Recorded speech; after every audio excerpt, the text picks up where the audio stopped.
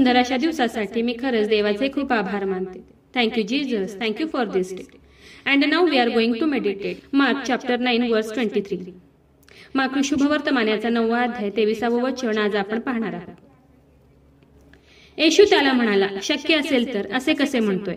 विश्वास बाळगणाऱ्याला सर्व काही शक्य आहे. Hallelujah. Really what a great promise of Lord. खरं देवाचं वचन खूप सुंदर आहे. देवाचं वचन हे खूप मौल्यवान, खूप प्रिशियस असं देवाचं वचन आहे. देवाचं वचन आज तुम्हाला काय म्हणत आहे ते ऐका. माझ्या मुला, माझ्या मुली, तू विश्वास मात्र ठेव, कारण विश्वासाने सर्व इम्पॉसिबल थिंग्स पॉसिबल होतात. प्रत्येक अशक्य गोष्ट शक्य होते. खरंच विश्वास धरणाऱ्याला सर्व काही शक्य असतं. खरं देवाचं वचन हे विश्वासयोग्य आहे. देवाचं वचन हे विश्वसनीय आहे. बायबलमध्ये विश्वासाला खूप इम्पॉर्टन्स दिला आहे आणि वचन सांगते की विश्वासाशिवाय देवाला संतविष्णे खूप अवघड आहे.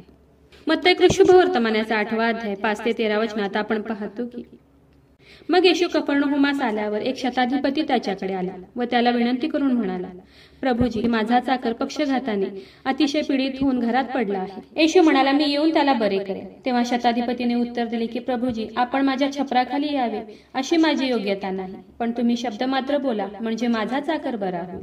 हे ऐकून येशूला आश्चर्य वाटले. तो तिथल्या लोकांना म्हणाला, मी तुम्हाला खचित सांगतो, एवढा विश्वास मला इस्रायलात आढळला नाही. मग येशू त्याला म्हणाला, जा, तुझ्या विश्वासाप्रमाणे तुला प्राप्त हो. आणि त्याच घटकेस त्या शताधिपतीचा चाकर बरा झाला. हालेलुया. खरंच किती अद्भुत कृत्य करणारा आपला बाप आहे. त्याला खरंच कोणतीही गोष्ट अशक्य नाही.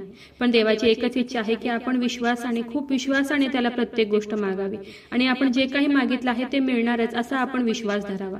एवढीच देवाची आपल्याकडून इच्छा आहे. आपण सहजच म्हणतो की माझा देवावर खूप विश्वास आहे, पण खरंच आज तुम्ही मनापासून विचार करा की खरंच तुमचा देवावर विश्वास आहे का? विश्वास ठेवणं खूप महत्वाचं आहे. म्हणून वचन सांगते की विश्वासणाऱ्याला सर्व काही शक्य आहे. कुणाला शक्य आहे? तर जे विश्वास ठेवतात, विश्वासणाऱ्याला सर्व काही शक्य आहे. ह्या वचनातून आपल्याला 2 गोष्टी कळतात.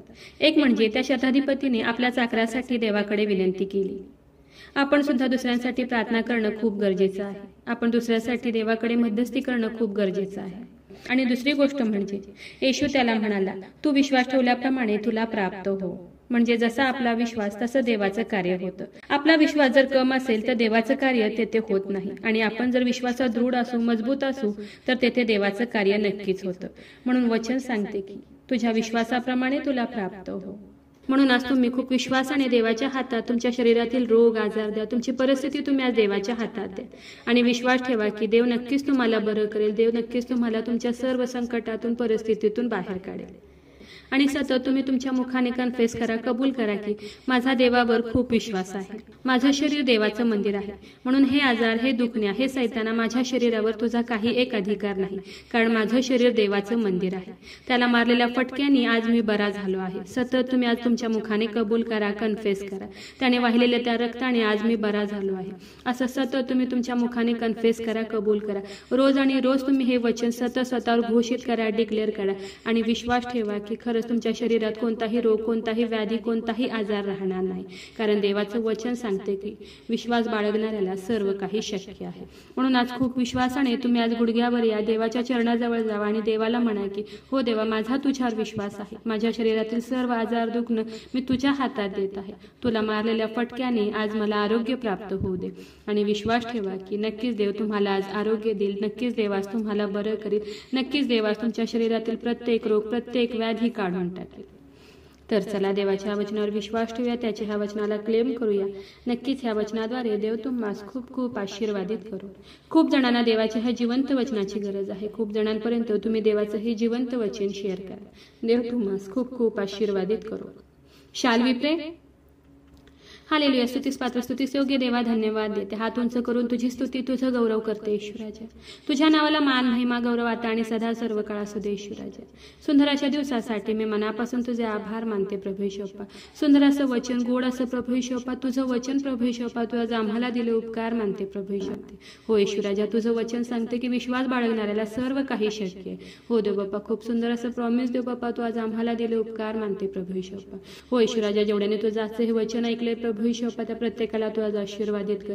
तुझ्या वचनावर विश्वास ठेवण्यासाठी, तुझ्या वचनाला क्लेम करण्यासाठी, तुझं वचन स्वतःवर घोषित करण्यासाठी, डिक्लेअर करण्यासाठी प्रभू येशू बाप्पा तू त्यांना मदत कर, सहाय्य कर प्रभू येशू बाप्पा. हो येशू राजा, ह्या प्रार्थनेमध्ये जेवढे जण तुला हाक मारत आहेत, ओरडत आहेत प्रभू येशू बाप्पा, तुझ्या चरणाजवळ आलेत प्रभू येशू बाप्पा, त्यांच्या सर्व आजार दुखणं प्रभू येशू बाप्पा तू तुझ्या हातात घे प्रभू येशू बाप्पा. आणि प्रत्येकाची प्रत्येक गरज नासरेत कर येशू, तुझ्या नावात तू आज पूर्ण कर. त्यांच्या शरीरामध्ये असलेला रोग व्याधी प्रभू येशू बाप्पा आज तुझ्या नावात निघून जाऊ दे. हो येशू राजा, माझा विश्वास आहे येशू राजा, तू माझी प्रार्थना ऐकलेली. आग्रहाची विनंती करत आहे प्रभू येशू बाप्पा, जेवढे प्रेयर रिक्वेस्ट आले तुझ्या हातात दे. प्रत्येकाची प्रत्येक गरज नासरेत कर येशू, तुझ्या नावात तू आज पूर्ण कर.